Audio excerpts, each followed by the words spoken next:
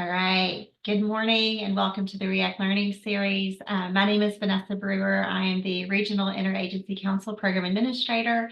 My co-host is Lee Taylor. Lee is the State Interagency Council Program Administrator, and we both work at the Department for Behavioral Health, Developmental, and Intellectual Disabilities. Today's REACT Learning Series session focuses on supporting youth with making positive choices. And we have several presenters with us today to tell you how their programs, their councils, and or frameworks are providing this type of support to youth. We also have Isaiah Webb with us today. Isaiah is a transition age youth from the Jefferson Tailored Program, and he is going to talk with us today about programs that he's been involved with and how they've impacted him. Also, how to get youth involved in programs and services, and his recommendations for additional services and supports that might be needed to support youth. So before I turn it over to our presenters, I want to go over just a few housekeeping items. So if you haven't already, please mute your mics. We do have some time carved out at the end of the session for questions and answers. You are welcome to come off mute at that time or put it in chat. Lee and I will be watching the chat box for comments or questions. Also, this workshop will be recorded and posted on the REACT's YouTube channel, and we'll put that link in the chat box closer to the end of the session. We will also put a session evaluation link in the chat box towards the end of the session, and we ask that you please take a moment to complete it at that time or after the session, but your input to us is very important on the future of these sessions. Also, certificates of attendance are always available. I'll put my email in the chat box. If you would like to have one of those, just reach out to me and I'm happy to get you one. And then we will also put our REACT Learning Series flyer in the chat box later on in the session too, so that you can register for additional sessions that are going to be provided throughout this year. All right, so our first presenter is Kenya Wade. Kenya is with Cycle Breakers, and I'm going to go ahead and turn it over to her. Let me quit screen sharing real quick. There you go. Miss Kenya, good morning. Good morning, everyone. And thank you for having me this morning, REACT, to be able to discuss my program and the work that I'm doing here in Jefferson County, Louisville, Kentucky. Again, my name is Kenya Wade, and my organization is Cycle Breakers Breaking Chains Incorporated. I developed this program, and it is based on assisting youth with behavioral health issues, decision making and conflict resolution, because it is based on when I organized it, when I developed it, I noticed there's a gap that doesn't exist. And it was to also assist with youth who are struggling right now with violence. So it's based on violence prevention, / intervention, gun violence prevention / intervention. Simply, well, let me just say that as we have been seeing, specifically here in Louisville, Kentucky, and all throughout the state of Kentucky, that Louisville is struggling with issues with the youth with gun violence. And a narrative that has been created that it is a gang issue, which some of it is, but not all of it. And I also am a social worker by profession. I'm a master's level social worker, and not only been in the inside these homes professionally, but also been a Louisville native and coming from the environment as well. I have direct eyes and know the issue on the problem, and unfortunately, a lot of the murders that has occurred, my friends' children who are dying. And unfortunately, also, I am a parent of a gun violence survivor as well. So that's really what really put my heart in it. And again, watching so many and hearing from the parents themselves that they need help with their kids, because I had a conversation right before this started about being a single mom and the struggles of just needing help, because it does take a village and everyone doesn't have XX or just a support team. and therefore, and there's not enough positive engagement for the youth to be engaged in. So therefore, they start making negative decisions, and or they join gangs. So between joining gangs and just making inappropriate decisions and just hanging out, they have nothing to do. So again, that's why um cycle breakers work was created. And again, our services are behavior health, decision making, conflict resolutions that lead to violence slash gun violence, and for other consequences, other negative, inappropriate consequences, let me say, that could have a negative impact on the child's lifestyle. Um, Again, they are youth, um, and we all should remember that. Although it's some horrible things that is going on, that we are experiencing, not just here in Kentucky, but throughout the world. The children, the youth need support and not discipline. There's not enough positive reinforcement to support the youth. So again, this is why cycle breakers, breaking chains was created. Um, as far as access, you can also always reach out to me um to see what we're doing and how you can get enrolled or get in more information about the program. But I also would say, because we are new, we were developed in organization was developed in 2020, which was literally right at the beginning of the pandemic. So again, I noticed something that didn't exist. And I want to be clear while I'm on here, we care for the perpetrators too. We don't leave them out, because they are the most vulnerable people. They need support too. Again, it could be a plethora of things, and I'm pretty sure if we have social workers on this call, and I'm sure we do, um, you can understand and kind of get a, support that. Nevertheless, you can find us on, we're on Facebook, we're on Instagram, we're on Facebook, Cycle Breakers Breaking Chains Incorporated. We're on Instagram at Cycle Breakers Breaking Chains, and we're on Twitter /X as Breakers Inc. And you can always follow us on our website at cyclebreakers.org as well. And we got plethora of information there on how you can get involved, how you can support us, and support the youth. And I also, as we're speaking on support, I want to speak directly to the Sister McCurry / Lead Kentucky, because they have supported us in the past, and it was greatly needed. And I want to let you all know that I'm thankful and how grateful I was, because we were able to distribute our program. We had partnered with our organization, and it was a great impact that we had. So great that it's kind of sad that once our term was up, the youth stopped attending the program. We had partnered with the neighborhood house here in Louisville, Kentucky. And after we got done, it was last summer, the kids stopped coming to the program, which was unfortunate for them, but a good thing for us. And I actually have had the opportunity to run into two parents, because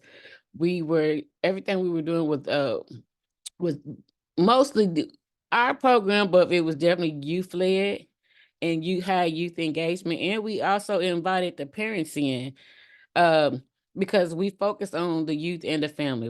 We can't just heal. We're breaking generational curses here. So we can't focus on just healing the parents. I mean, healing the child and not the parents too. Um, and I got more information I wanted to share with you guys on that surrounding that. However, we did have not only 2 or 3 parents to show, but we also had high engagement from the staff that are adults. And I mean, when I say adults, I mean seasoned, like 50-year-olds who um were highly engaged in our program too, and could definitely identify with her experience, life experience, and the experience that she had done as working with the youth. She got a different perspective with our organization and just truly enlightened. Nevertheless, after completing in among surveys, like I was able to educate youth on topics such as the school to prison pipeline because it comes up.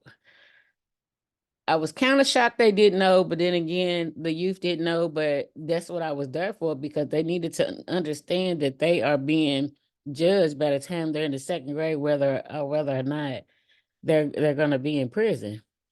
So our main goal is to educate, um, and mentor and hit strong on the consequences and the choices that they're making and support them and understand that they're going to because we understand that they're youth, but we want to hit significantly hard on how their decisions affect them and to take accountability and responsibility for that, especially as they transition into adulthood, because that's where they appear to be struggling the most. Now, what we have observed throughout the last couple of years is that recruitment and things are getting young, especially with cartels, because again, they don't have anything to do.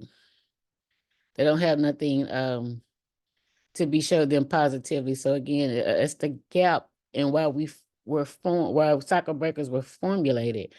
But going back to uh the support that I was able to get from the system of care and lead was able to purchase supplies and materials so we can go ahead, so we can distribute to them. And the booklets that we use, we were able to tear them out and make binders. And I gave them back to the youth so the youth can always go over and review the material that they learn. And I push that, I enforce that to keep these so that I can always look back and to set goals. Uh, and see how significant how their thinking is now at the age of 15 to when they get about 27. And you can see just the difference on what track are they on. And hopefully, we again, I may have left this out.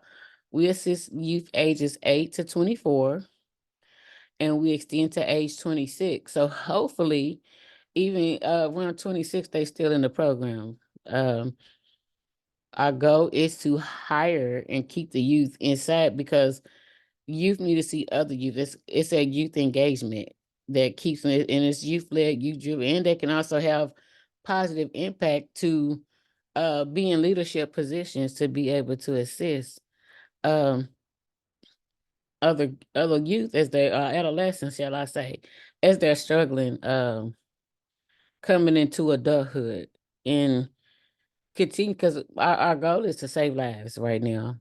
And also just I'll put the youth in leadership positions to be able to so they can know that they can do positive things because we are teaching high self-esteem, um and that they really can do and be just about anything it is that they want to be and can do, yet of what their environment has told them, what their parents have told them, and support them because we also know that it's going to be a struggle once you start breaking negative cycles. um you're going to have issues from your family first, yet your outside community when you're doing something different.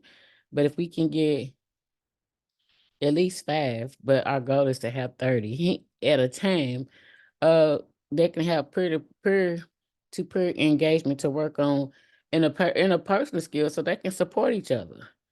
So as they all are transitioning, and that's power in itself. But with the support that I have gotten from System of Currently Kentucky, we again between purchase supplies and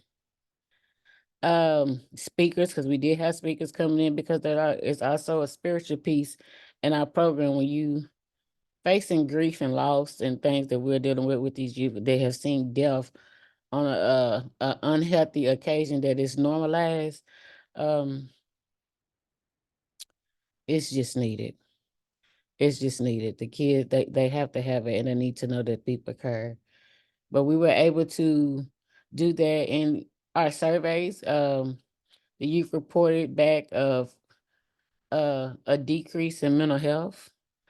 They discussed that they were able to communicate better and have better functioning relationships with their parents. Um, Also, better relationships with outside of the home, and more in social, like as far as school. Um, it equipped them with tools that they could utilize to be able to not only communicate, but to also do their work to advocate in a respectful manner for themselves. So that was a lot of judging or misleading because kids, they didn't know how to, well, they were doing it emotionally. So we work on and target emotional skills as well. And that's all I have at the moment because I don't want to continue to bore and I want to give people time to ask questions or share any thoughts or concerns. Is there anything else that I could review that I left out that I could go over as I Can you I want to thank you for sharing that information with us. I do have some questions just that were coming to mind as you were talking. And so my first question, and I apologize if you covered this, but how are youth referred to the program? Like how do they come into your services? Okay, could be right now because we're still building. And it's really a great time too because you get to have direct contact with me. So I ask that you email me at Kenya@cyclebreakers.org. Our, And s- I oh, mean, sorry. yeah, that's my personal email. That's how I can give you more information because as I mentioned, we've been building over the past 4 years, so we've been doing a lot of partnering. Right now, we're partnering with LCCC, which is the Louisville Central Community Center here in Louisville, Kentucky. Um, and that's just for the summer, but that could be changing and we could be end up at the Goodwill. But I do know in between our I'm currently looking for a space of our own. So it's a lot of great things going on with Cycle Breakers right now between now and the end of 2024 is to be inside our own building, the brick and mortar. And the good thing is it's moving swiftly. So I'm grateful for that as well. And are you guys connected or have you thought about connecting to like the regional interagency councils to be able to maybe have like the family resource youth service centers refer youth to you guys or youth that come through the CDW program, which is the court designated worker program, or through DCBS or DJJ, any of those agencies to be able to refer youth to you guys? Is that something that is in the works for later? No, it's actually going on right now. And that was something that I was going to reach out to you. I got because of the Derby this week. I was supposed to follow up with you and Kristen to give y'all some more background information on that, which I would do that probably today around 1 o'clock after we get through this to give you guys some time to catch up and probably get some lunch to let y'all know. Well, yes, and I am currently working with DLJ right now at the moment. So I'd love to give you more information about that. Perfect. Thank you. And I was going to ask you too, um, the way that the program works, is it are they weekly classes that they come into? Are the program or are the services provided like on a routine basis for youth to come into to receive? Yes, so I try not to overshare because we're in the special way that we're in right now at the moment as we're transitioning and building, going into places. But it's definitely a 6 to 8 month cohort, 5 days a week and some weekends. It's gonna be a lot of weekends actually, because we're gonna be doing a lot of phenomenal things. Again, I have to be clear now while we're on this phone call, we're gonna need support of everyone. My main slogan, I can't even get it out. Slogan is that it's gonna take us all. And what I mean is it's gonna take all of us because right now, and money's gonna have to be put into this. Period. There's no ifs, ands, or buts because we're doing something that don't exist. And as I mentioned earlier, I have a particular set of skills and tools because I came from this environment as well. And I know what's needed. I have lived experiences and I know what does not exist for and what needs to, and things that has also contributed to these lifestyles and choices that are currently being made that are not only affecting the individuals but the families. And it's just going to have to and believe it, and I do want to say this, people do want help, even though it doesn't seem like it. But it takes a particular skill set and a source of comfort. Because people, they have to know that you care. And when I say people, I have to be frank. It's Black people right now in Kentucky. And I do want to be clear, Cycle Breakers is for humanity. We're for all people. But the issue that we're dealing right now with violence and gun violence in Louisville, Kentucky, it has to take with people that look like us, that look like me. Um, it's the only way that the trust is going to be established because I know we know our issues. And for me, like I said, because I have the lived experience, I can confront it in a way uh, that's positively, even when it's uncomfortable.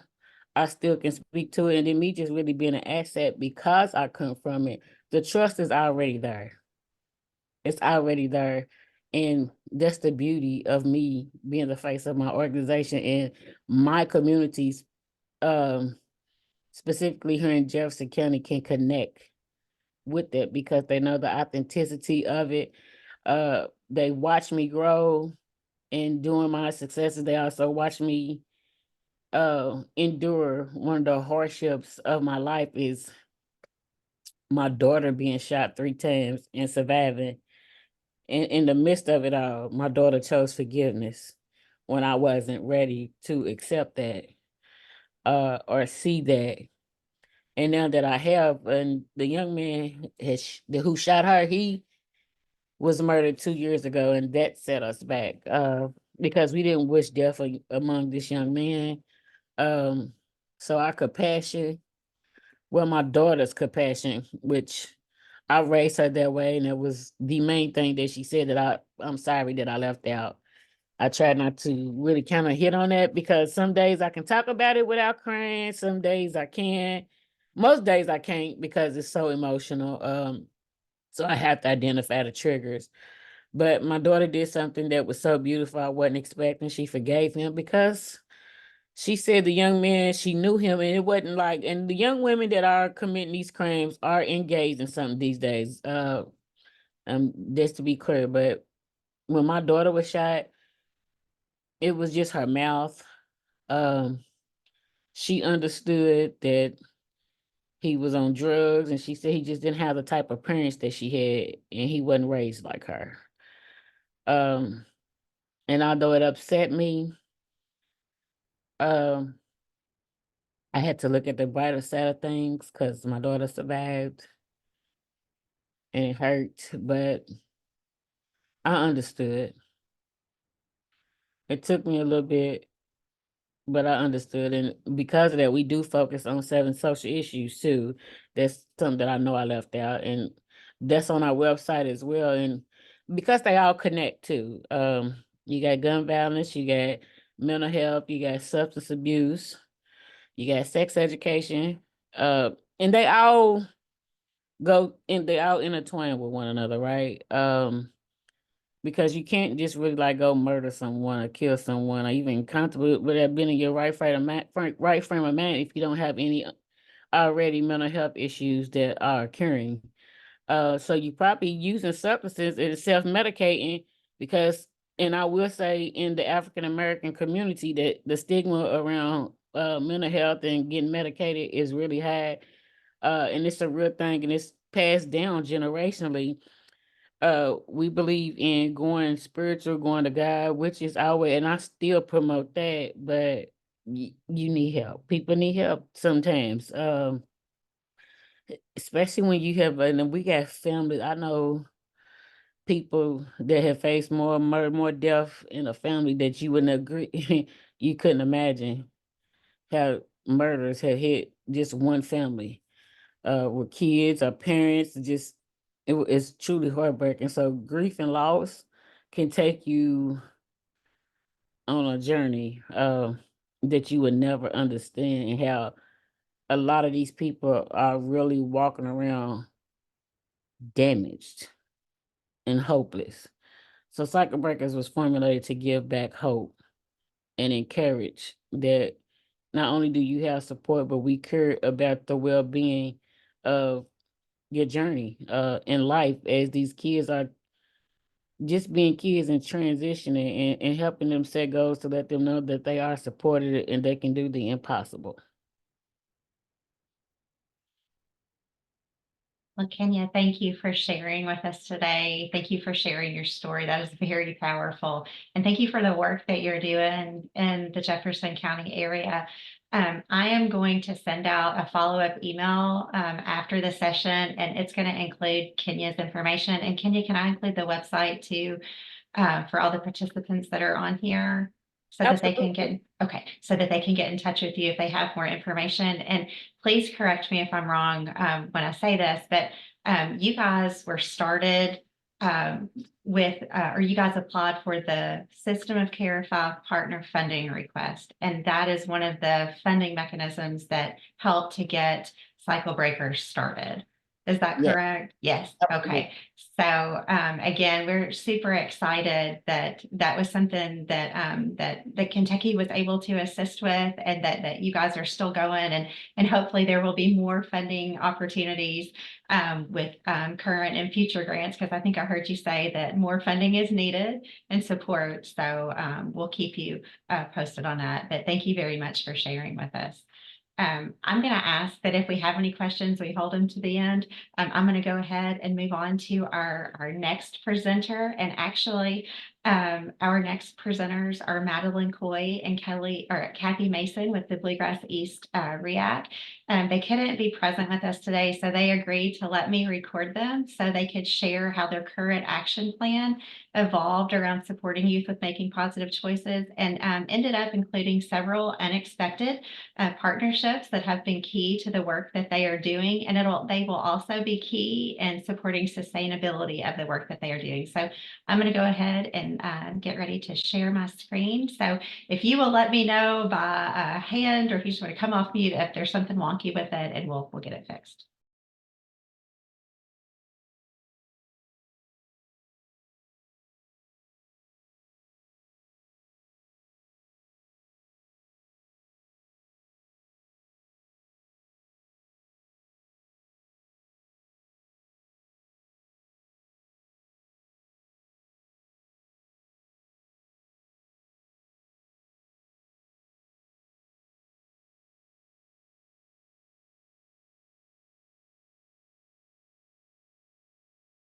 Good morning, everybody. I'm Kathy Mason, and I am Vanessa, the Bluegrass we are East seeing your Pioneer desktop. Chair and parent representative, and I would like. We could hear it, but we were seeing your desktop.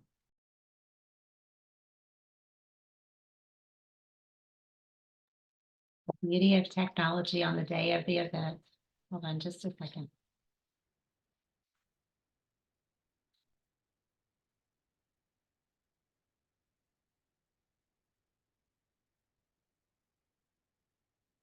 Good morning, everybody. I'm Kathy Mason. That was right, Vanessa. I would like to introduce Madeline. So my name is Madeline Coy. I am the local resource coordinator of the East REAC. We serve Fayette, Clark, Jessamine, and Powell counties. And we were asked by Vanessa Brewer.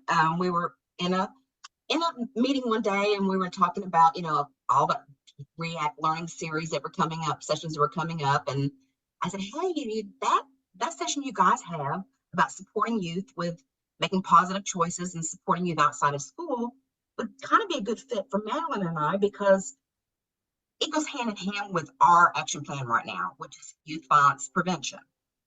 And why that does is because we were thinking about this. We're saying to ourselves around the board, how do we want to discuss this? How do we want to figure out what we want from a youth violence prevention action plan? What is even youth violence what do we know about it? And we all started talking some ideas and brainstorming, and we decided that we need to go to our youth. We need to have youth voice on this. We don't really know what we want out of this. We need to reach out to our youth. So we did.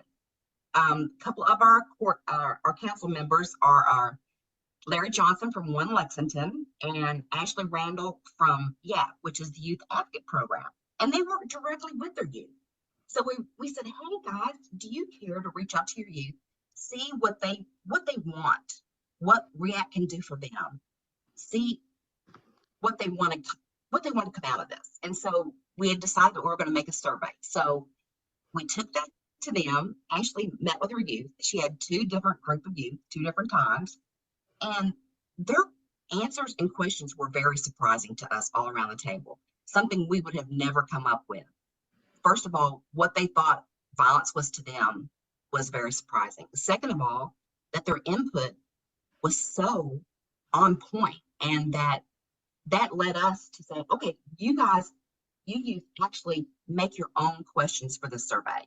So they did that, and their input helped determine our questions for the youth survey. And we used that survey to actually determine our goals and objectives for our action plan. So we started with the youth, which is how we want to, go through off this whole action plan and end with what the youth are getting out of this. It's all about the youth.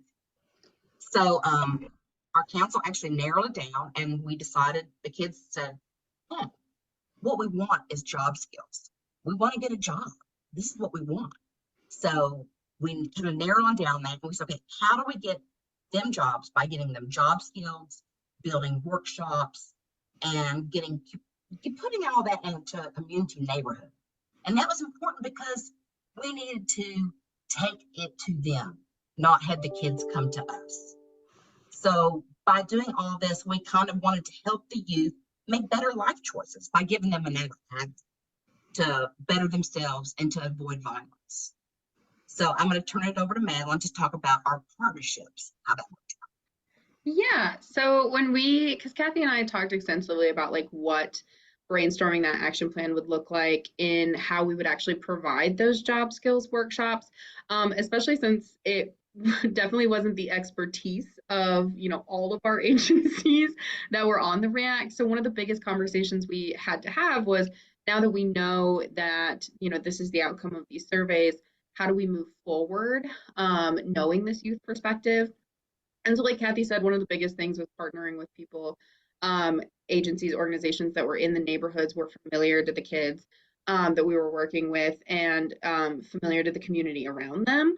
And so from those brainstorming sessions, one of the biggest takeaways we had at first was, because we didn't have the expertise per se to deliver that ourselves, and because we wanted it to be something that was maybe transportable between neighborhoods, who actually was doing that work, who existed, who was continuing to do that, was already doing that.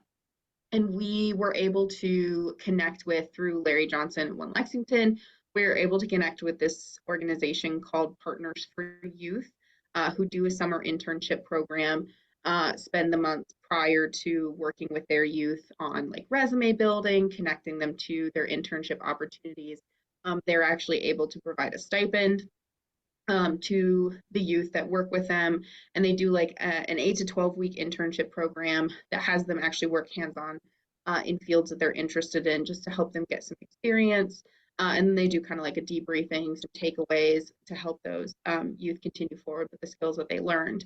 And so we were able to initially meet with the coordinator for Partners for Youth and the outreach specialist, and they were able to give us actually quite a bit of like foundational framework to how they kind of pursue that activity, to kind of give us an idea of who we needed to be looking for. And so because Partners for Youth does like their own program, and they have different investments in different agencies that they work with, what we were able to do is use that foundation that they gave us to look into, the types of agencies they work with. So, financial resources, different neighborhood libraries, different specialists on, resume building, professional clothing outlets. Like we were able to kind of build an idea of who we actually, or what those agencies we needed to be reaching out to.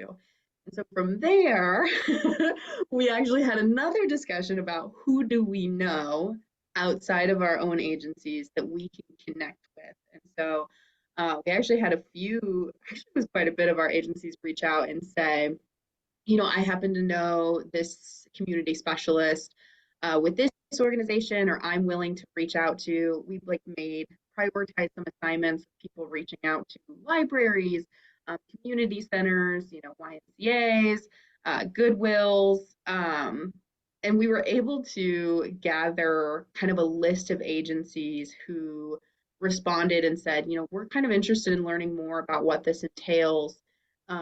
Is there any information we can get, more? And so Kathy and I kind of worked really hard behind the scenes to schedule some meetings with those partners, and we kind of got some not per se unconventional, but very different partners than we were used to working with, especially when we were talking about finding agencies that youth are familiar with and their neighborhoods are familiar with. And so we were able to, work with or connect with some of the Goodwill representatives for maybe clothing opportunities. We were able to connect with Operation Making a Change, which was OMAC.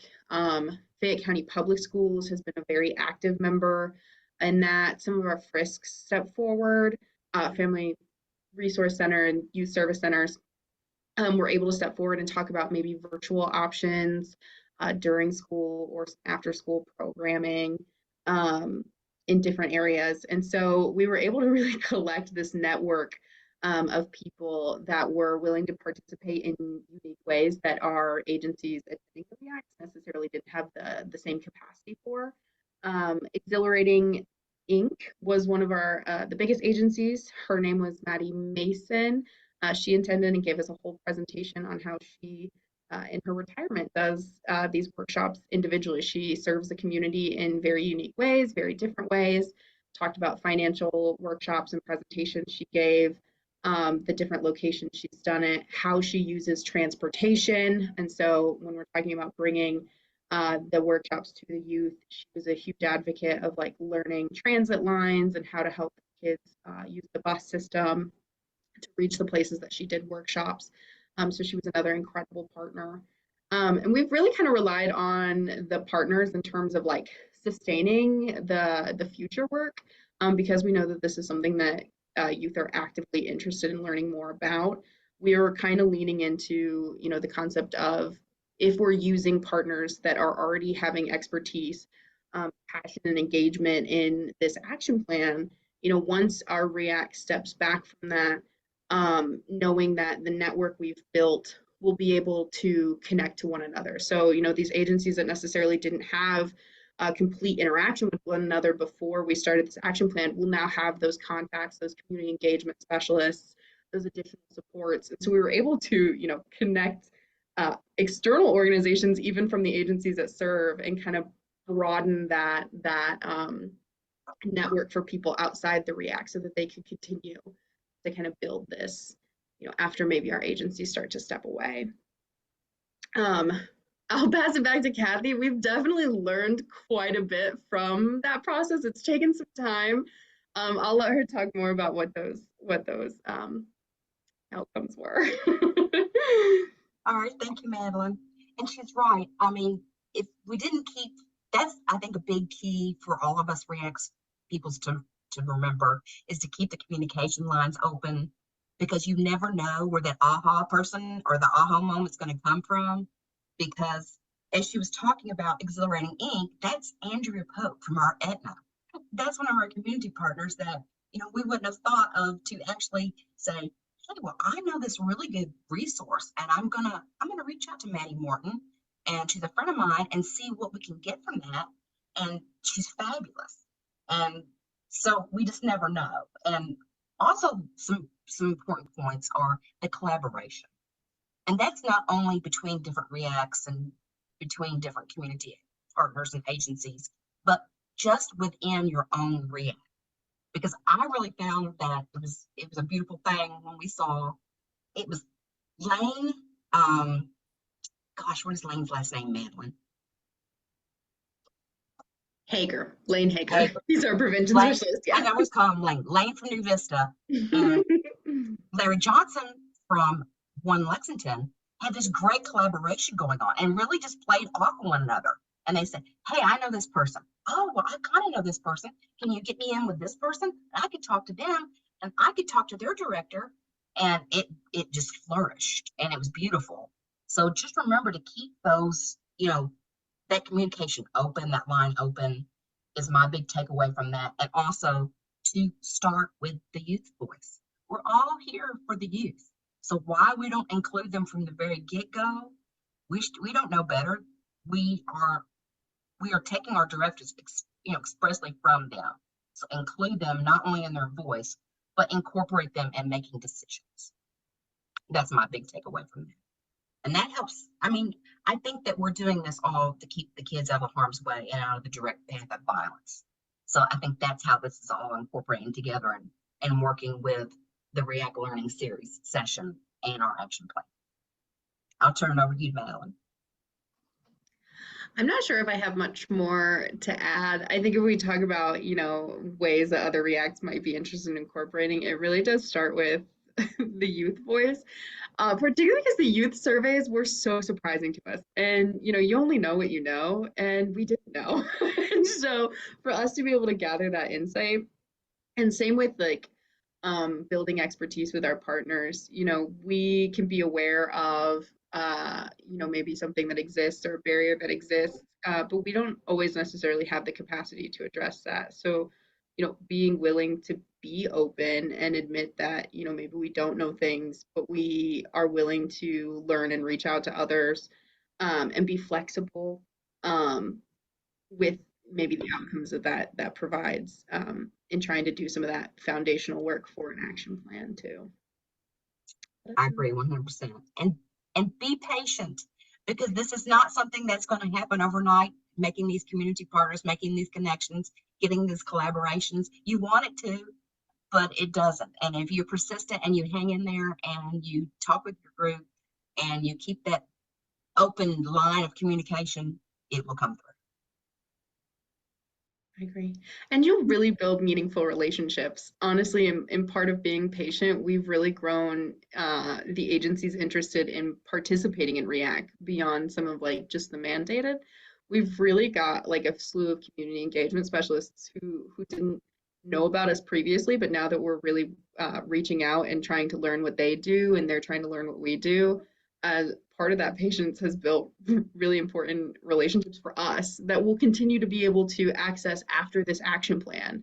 And so, even though we might step away from the action plan later down the line and kind of let these networks continue the work that they do, that will still be a resource and a partnership that we have because we were willing to take that time to build that relationship initially. And that's a beautiful thing. It really is.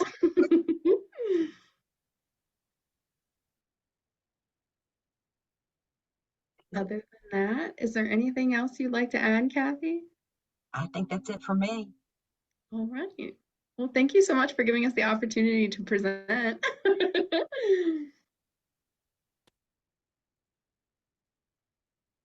Right. I was so grateful that they let me record them. Oh, actually, hold on just a second. I was so grateful that they let me record them with that piece. What they said reminded me of things that I often forget. For example, being patient, when our REACT is working on an action plan, a lot of times the progress is really slow going, and we are planting seeds that sometimes we don't see come to life for some time, and that can get discouraging. I also love that they reminded us that where they started was maybe not necessarily what they had planned on doing, but after listening to the youth and hearing what their needs were, that helped to drive that plan, because using the survey and hearing what the youth needed, and they needed jobs, they needed job skills, those different things to be able to support positive decision-making skills. I mean, that was very important. And then not only how the conversation with the surveys and the youth led them to what they were going to be working on with their action plan, but it also helped to develop new partnerships that they didn't intend to have, and how that's going to support sustainability down the line. So I was very grateful for them and letting me record them, and it did remind me of a lot of things that sometimes I forget. So without further ado, I'm going to go ahead and turn it over to Kristen Martin and Shannon Parker. They are with the Department for Public Health, and they are going to be talking with us about Youth Thrive. Thank you, Vanessa. As Shannon is pulling up our PowerPoint, I'll tell you a little bit of who I am, and then Shannon can introduce herself. We just have some slides to help us remember what we're trying to cover today and give us a little bit of a visual.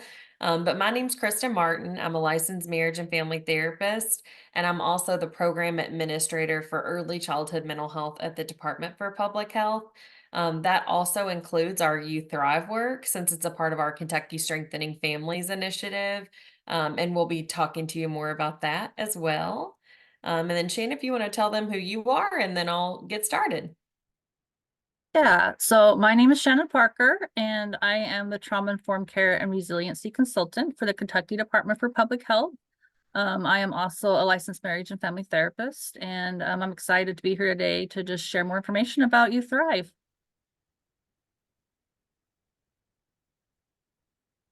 And Shannon, we see the notes and like the slides. If You don't see that. Okay, let me try this again. I think it's switching over to slideshow now. Oh, let me try one more time. For some reason, it was not wanting to go to slideshow. Do you see it yet, or is it a blank screen? Because I just have a blank screen.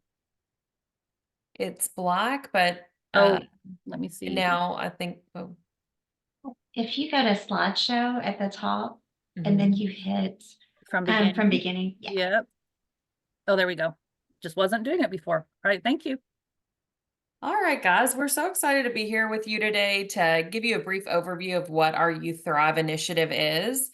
It's important to see how all of our work connects so that you can understand the meaning and message behind the work that we do. But Youth Thrive is a part of our Kentucky Strengthening Families initiative. And I hope that many of you all are familiar with the Kentucky Strengthening Families initiative. But if you aren't, we're just going to give you a little bit of information so that you can learn more. But our Kentucky Strengthening Families initiative is Kentucky's version of the National Strengthening Families Framework. The national work was created to help people and families overcome the impacts of adversity.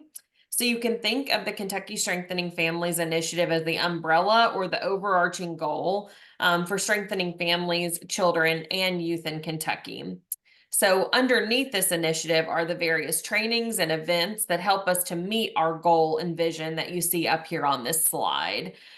These trainings and events include our Family Thrive training, our Youth Thrive training, our Connect the Dots training, parent cafes, youth cafes, and provider cafes. So our training content reviews how to apply the protective factors framework into various settings. So our trainings are geared towards anyone working with other people. So some of examples of people that we train are families, youth, providers, administrative professionals, mentors, support staff. It could be your church congregation or just any general public. The cafes are our events. So all cafes allow different groups of people to discuss how this work actually applies to their own lives as individuals, and they learn from each other as the experts. So every piece of our work is meant to help reach our goal and vision, which is to enhance protective factors that reduce the impact of adversity and increase the well-being of children and families through family, community, and state partnerships. So now I'm going to tell you a little bit about how this movement started. So our work began way back in 2015. I still can't believe that it's been that long. I was lucky to be a part of it from the beginning. I was in a different role at the time, but it's always crazy to me to think that this work has been going on now for so long. Initially, this work was very brief and concise, and it really only covered the 6 protective factors, guiding premises, and the impact of ACEs, which are adverse childhood experiences. But our work has been much more developed over time. We now do a deep dive into PACEs, which are positive and adverse childhood experiences. We review our 6 protective factors, the impact of the 6 guiding premises on our work with children, families, and just adults in general, and review the connection between the guiding premises and the protective factors. The Kentucky Strengthening Families Initiative started with, again, a very brief training, like I mentioned before, just 3 hours, and we actually called it Kentucky Strengthening Families. Eventually, our training was modified to review the impact of protective factors throughout the lifespan. So the training program was renamed Family Thrive. The Kentucky Strengthening Families Initiative primary's objective is how Kentucky aims to strengthen families. You Thrive is our newest addition to this framework, and that's really what we're here to talk to you about today. But You Thrive is a research-informed framework that pertains to individuals between the ages of 9 to 26. So that's a large age range. I'm sure Shannon's going to tell you a little bit more about that in a minute. But the work came from the Center of the Study of Social Policy, and they launched You Thrive in 2011. Like I mentioned, You Thrive is both that research-informed framework on youth well-being and an initiative designed to change policies, practices, and services to support the healthy development and promote well-being for youth. So for the past 13 years, You Thrive is focused on developing strategies to improve how agencies and systems serve youth who are most marginalized in society, specifically focusing on young people who are in foster care, juvenile justice systems, or at risk of homelessness. In 2022, we partnered with the Center of the Study of Social Policy to host a You Thrive TOT, which is a training of trainers for 26 statewide agencies and partners. We have a You Thrive work group that's been meeting since 2022 to create Kentucky You Thrive, and we are so proud of our partnerships and the work that we've been able to create together. I'm going to let Shannon take over and tell you a little bit more detail about what You Thrive and Youth Cafes are. All right. You Thrive for Kentucky is a research-informed framework and action-oriented initiative with partners across the state. This initiative is designed to better support healthy development and promote well-being for young people ages 9 to 26. The initiative promotes 6 guiding premises, which are principles that are essential when working with young people. You Thrive also incorporates 5 protective factors that help young people overcome adversity and thrive in life. It is a new way of viewing youth and young adults and changing how we care for them and support their development. By helping them incorporate these 5 protective factors in their lives, we can equip them with the tools they need to succeed, no matter what challenges they face. The guiding premises from You Thrive are best practices that all people and professionals working with youth should use to build and/or strengthen their relationships with the youth. The guiding premises are the foundation of Kentucky Strengthening Families You Thrive initiative. These guiding premises are self-awareness, strength-based, relationships, race, privilege, and power, trauma-informed, and being culturally responsive. A way to look at these guiding premises is that youth are best supported by professionals who understand and recognize the importance of these 6 major values in their own personal practice. To show how these ideas are connected, think of the protective factors as the leaves on the tree and the guiding premises as the roots of the tree. This visual shows the connection between the protective factors and the guiding premises and helps explain how the guiding premises lay the foundation for how we incorporate the protective factors in our work with youth. Guiding premises guide our work for youth. For example, think about a professional who understands the guiding premise of relationships. Will better be able to work with youth on incorporating the protective factor of social connections into their daily lives. In other words, by sharing opportunities for youth to meet with other youth, will help in developing supportive friendships and a sense of belonging, especially during those times of need. Youth Thrive also incorporates the 5 protective factors that help young people overcome adversity and thrive in life. Youth Thrive believes that every young person should be valued, loved, and supported to achieve their goals. Kentucky Youth Thrive collaborates with youth, young adults, and young professionals with lived experience to ensure that Youth Thrive values and opinions are reflected.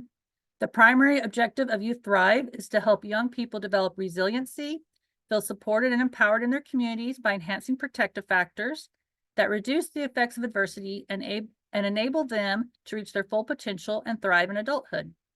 Research has revealed that young people from all walks of life improve their chances of success and their ability to cope with stress effectively when protective factors are present. One of the goals of Youth Thrive is for all organizations working with young people to incorporate protective factors. These protective factors provide hope and help buffer young people from toxic stress. As a reminder, the 5 protective factors are youth resiliency, social connections, concrete supports, knowledge of adolescent development, and cognitive and social emotional competency. The hopeful news is that even if youth experience adversity, by incorporating protective factors in their life, they will be able to increase their health and well-being and increase their ability to thrive. And the protective factors will buffer against toxic stress related to those adverse childhood experiences.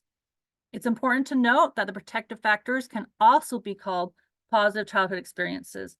Positive child experiences help grow resiliency in youth who can become healthier adults, who learn to trust the support of social connections, which is linked to adult mental health.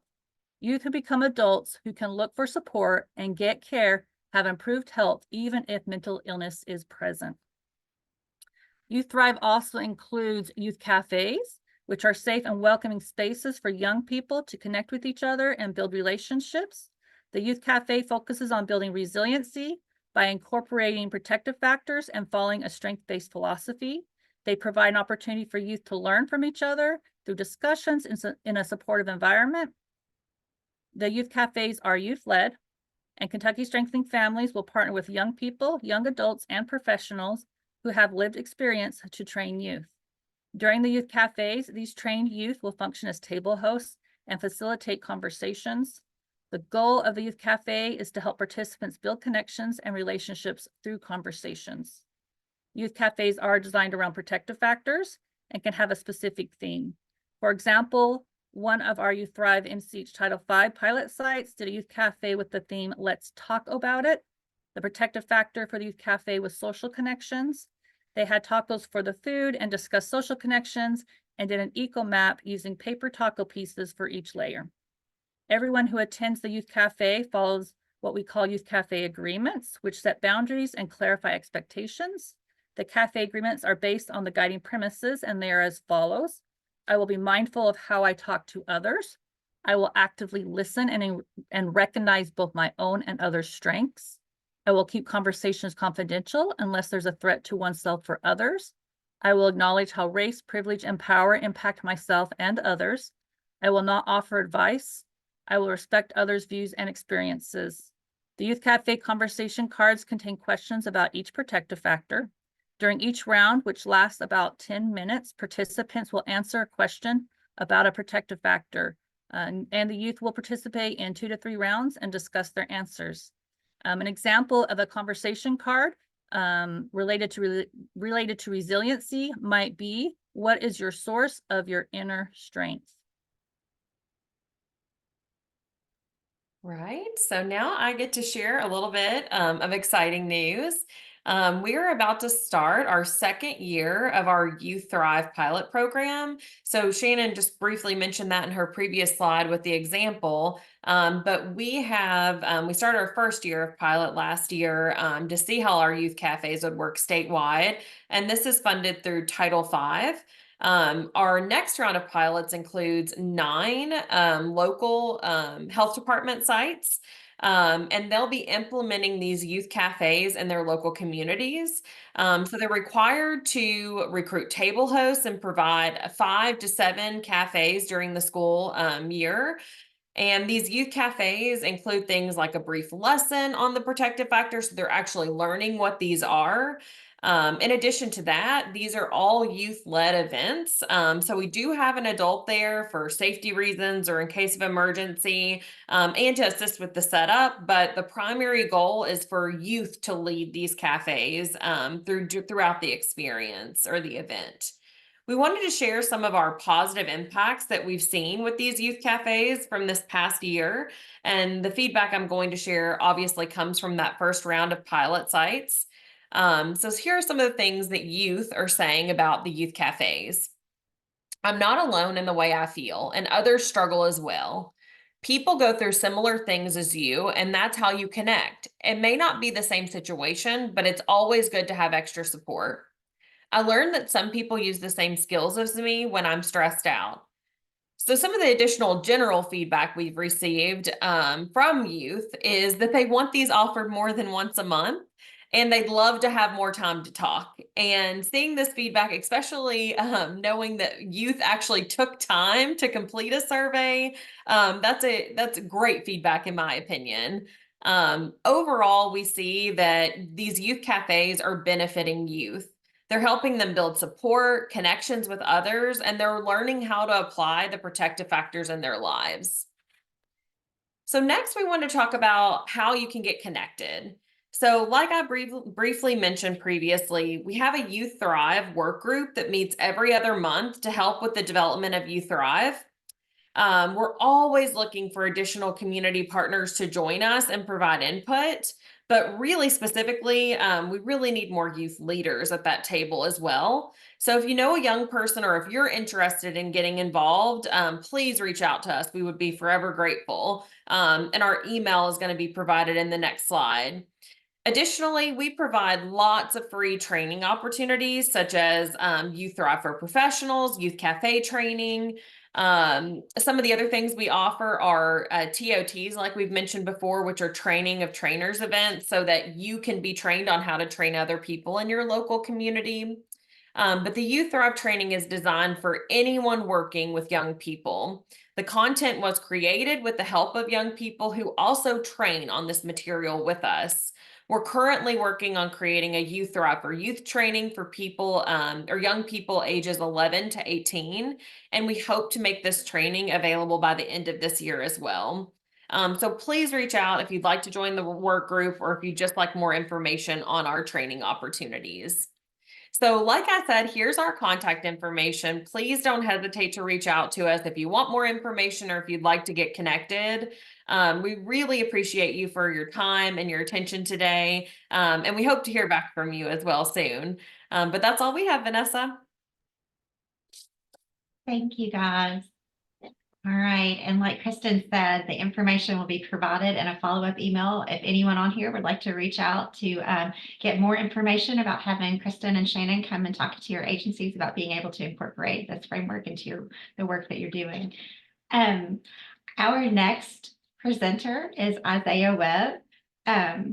Isaiah is a transition age youth from the Seven Counties Tailored Program. And Isaiah, I'm going to go ahead and just let you introduce yourself, and then I've got some questions for you. And we are so grateful to have you here today. So thanks for coming. Thank you, Ms. Vanessa. My name is Isaiah, for those who do not know me. I am a transition agent from the youth transition agent from Tailored, and what Tailored offers is a plethora of activities and jobs and opportunities for the youth of this generation who are transitioning to adulthood. The ages extend from 16 through 26 years. If you know someone who is wanting to do something for after school programs or is trying to find their way in life.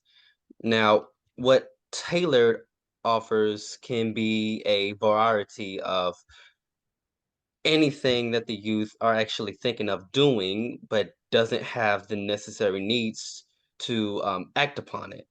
And there are, small job opportunities that they post here and there from time to time, and for and it's I'm sorry, I lost train of You're thought. fine. the job opportunities Tailored offers are actually small opportunities that happens here and there. And as I stated before, they do post these on the walls once they receive the flyers for it. Now, on to the next topic at hand. These events that Tailored host, they can extend from inside the building to events that causes you to volunteer at these events. You know, it could be voluntary work if you are wanting to, make a positive impact on the state or for yourself. You know, it is something you can uh, look forward to into wanting to go out. I'm sorry. No, listen, you are fine.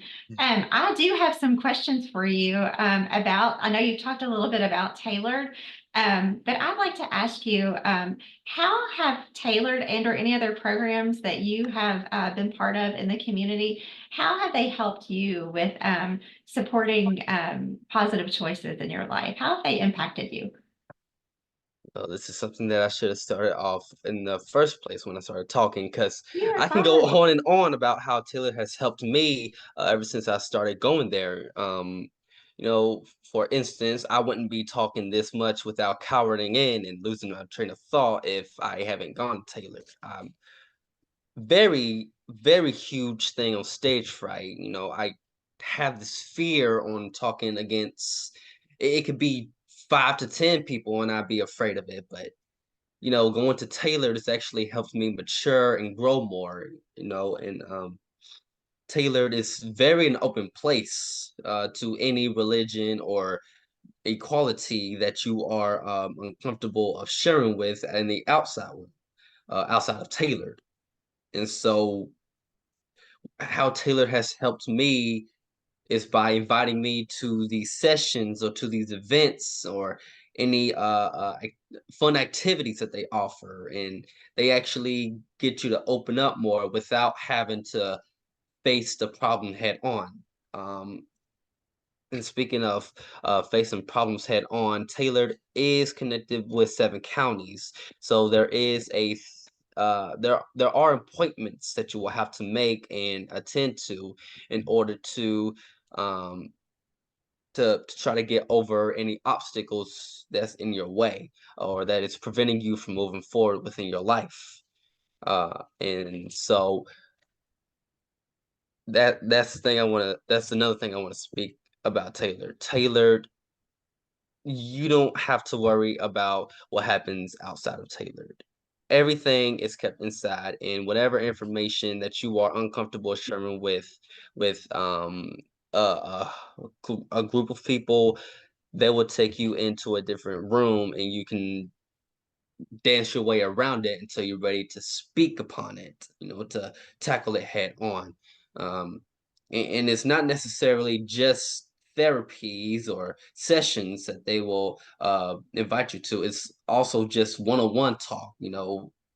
It's not like staff and client talk. It's person to person talk. And we're not treated. The staff of Taylor does not treat the clients as just clients. They treat you as friends and family, basically. It's like a second home to me.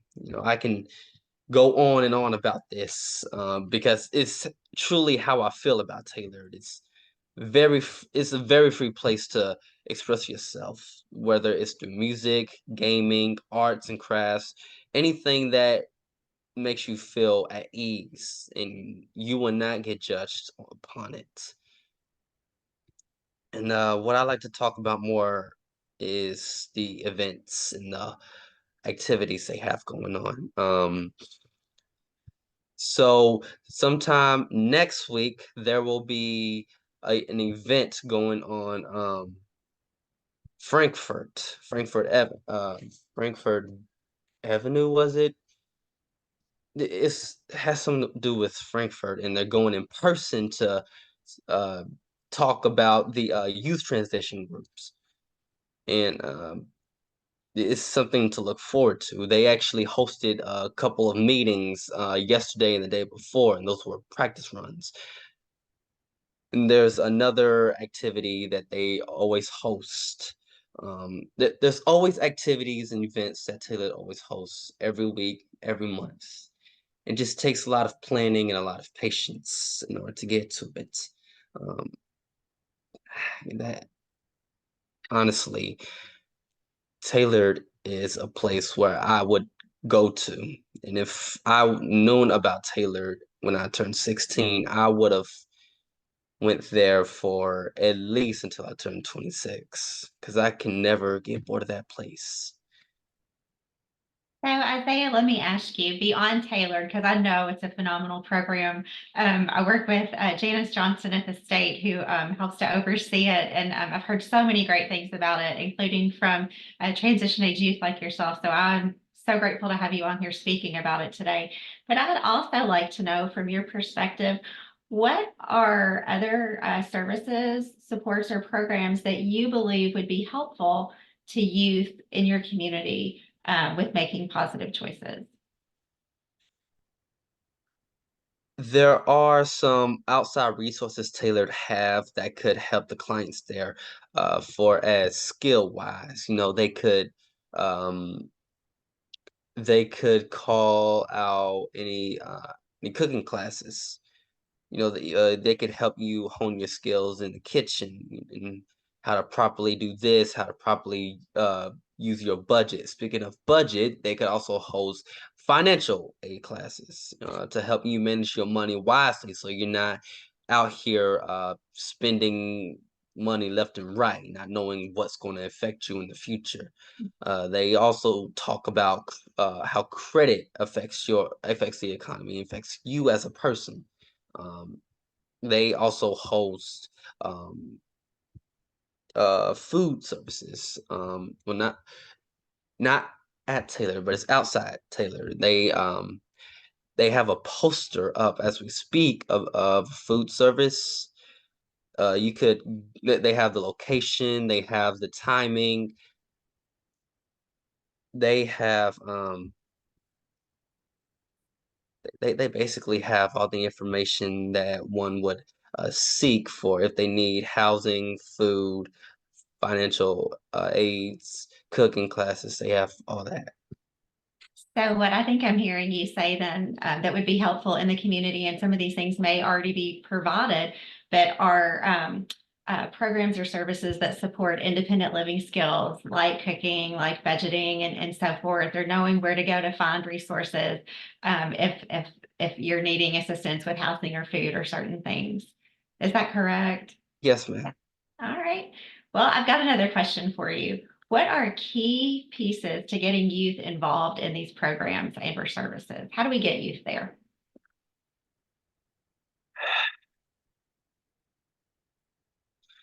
That is a good question, and fortunately, I do have a good answer. Question was how to get the clients comfortable to get into therapy. Yeah, or to programs and or services. How do we let youth know about these things? How do we get them interested in coming? Welcome them, make them feel like home, make them feel comfortable when entering the building. Of course, there are the rules that you have to respect, but they're not harsh rules. It's more like respect the staff, treat them as that you would want them to treat you kind of rules. Um, respect boundaries and respect consent from others. It's just make them feel comfortable while following rules and regulations. So I also am curious to know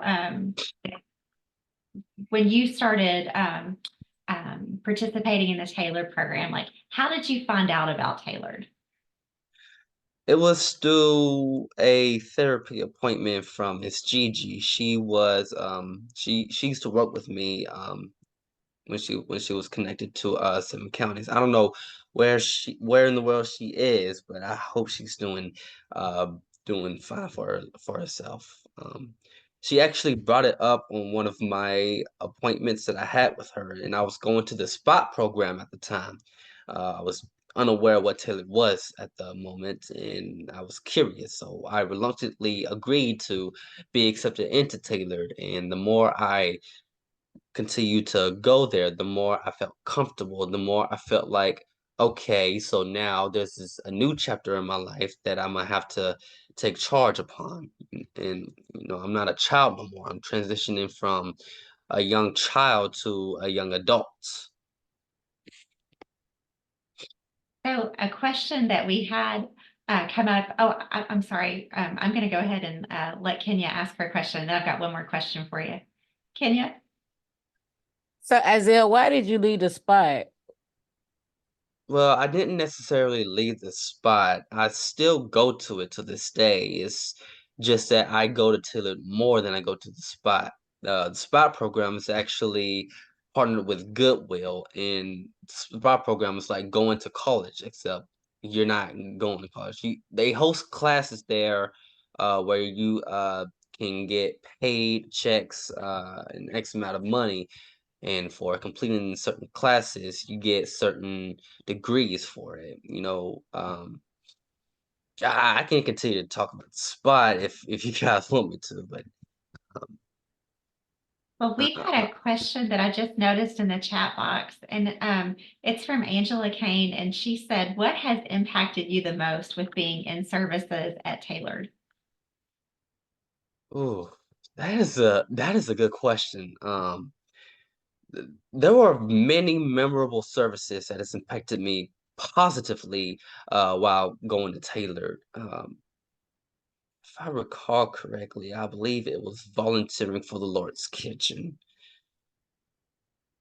And volunteering for that has actually helped me discover new skills that I didn't even know I had in my arsenal. Um, for as cooking and cleaning and preparing meals and stuff like that. There was behind the scenes that actually opened my eyes to new possibilities of, volunteering work. I have volunteered at different places before, but this was something that actually opened my eyes and my mind to. So I think that was the most memorable volunteer work that I've been to. So I've got a question for you that came up in one of our pre-session planning meetings that I didn't think of, but this is something that I know that is a struggle, not only in Kentucky, but across our nation. And it's, what are your recommendations for getting males involved in services and programs? Because sometimes that's something that we struggle with. Males, well, I I hear males and I think of guys and how to get them to be comfortable. And the best way I can think of is to let the guys be guys. And for a certain amount of time, let them continue to do what they do, what makes them feel comfortable, whether it's good or bad. And if it's bad, here's a trick for that. Try to give them subtle hints here and there each time they bring it up or the staff brings it up. Try to let them know that whatever you're doing and whatever's going on with you, this is not good for you. So whatever you feel comfortable doing, you don't have to stop right away, but I just don't want that here around the building. This building is family friendly. We like to keep things a bit clean here. We still use certain words that I don't think I should use right now, but there are some things that are unacceptable inside the building. And we've got a question from Kenya. Not more so of a question, more so of a statement, because that's something that I wanted to kind of reiterate on the back of Isaiah. I found that when we facilitated our program, we separated the boys from the girls. Um, we had the girls in one group, the guys in another. And when we did that, the guys were more openly and readily to participate. They felt more comfortable. They didn't really feel comfortable to talk about things that bothered or affected them, which was already kind of, difficult because it's 2 to 3 women that are facilitating programs. So we didn't know how they were going to really take to a woman-led facilitator, but they did. They did. Moving forward, do I want to have men in that space? Of course I do. But I know that they were it got a little tender because once I did, we do focus on 7 social issues, and we kind of tapped in, but we didn't get to really dig into the sex education part. And it was a lot of staring. We was watching how they looked at us because we knew that we had stepped on some uncomfortability, but being transparent with the guys, they were very respectful with us. Is it because we're women? Don't know, but if that's what it was, we were grateful that they were respectful toward us. And listen and share. And we were able to do a lot of role playing as well to help them identify emotions and triggers for when they get into situations. So I definitely would reiterate out for Isaiah with meeting them where they are, but allowing them to have the space. But I think what worked for us greatly was the separation of the two. All right. We are getting close to our time. I wanted to provide a chance for questions and or comments from our participants on the call today. Does anybody have questions for what Isaiah has talked about, or our partners at the Department for Behavioral Health, or Kenueba Cycle Breakers?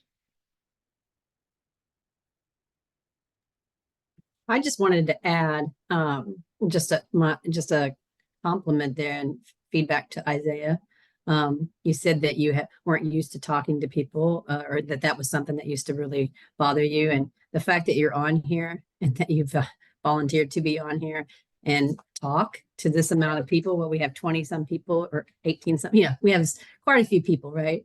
That you're building up your confidence. I just wanted to give you all the props for that and how well you spoke and talked about things. So thank you. I really appreciate it. It's a skill that not really is. It's a skill that not many has really mastered, and it's something that a lot of people struggle with. So this really helps me mature more, and it's actually built up a lot of confidence within myself. I actually feel more confident into speaking about the resources that have helped me than I do just speaking about myself. So thank you.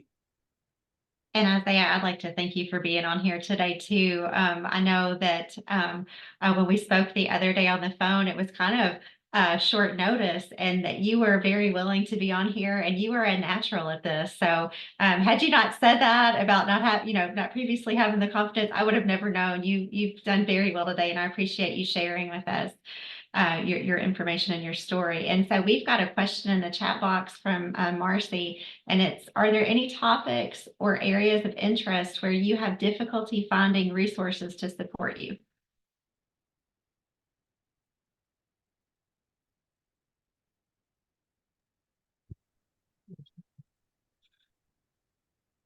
When it comes to topics that I don't have much background or history with talking about, then I tend to freeze up here and there. But I do try to do some digging into any type of topics that or any conversation, anything that I know least about is something I will talk less about. I will just freeze up. But that's why I try not to include myself or involve myself in a conversation I have no background of. which is one of the reasons why I have had difficulty speaking, because a lot of my interests differ from a lot of others' interests, and and I've learned the hard way that involving yourself into something or talking about something that isn't, that you do not have a lot of knowledge of, you will find it humiliating, trying to speak on something that you have no logic on. And it's not really humiliating to the others. It hurts the pride of yourself, especially for a guy, because the male species is actually, they like to think of themselves as very dominant and just overpowering, when reality, some of us are very sensitive to certain topics, or we're just wanting to act tough when really we are timid. Um, so we choose to put on this tough guy act in order to, look the part, in order in, and to look the way society makes us of. And I misread that question. That question was actually for any of our presenters on here today. So if anybody else would like to answer that as well.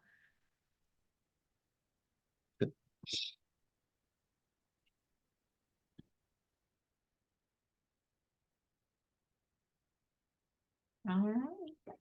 Let's see here. Well, if there are no other questions or comments, I'm going to go ahead and close us out for today. I want to thank you for joining us. I want to thank all of our wonderful presenters for speaking and sharing with us today. Our next REACT Learning Series session is scheduled for June the 7th. The title is Youth Affected by the Juvenile Justice System. That is either with AOC or DJJ or both. And we do hope to see you there. I've put some links in the chat box. If you need a certificate of attendance, please feel free to reach out to me. I've also put the session evaluation link in there, and then a flyer for upcoming sessions. So thank you guys very much. We hope you have a great weekend. And Isaiah, if you could stick around just for a second, I've got some information that I'm going to send to you too that I just wanted to remind you about. Most definitely.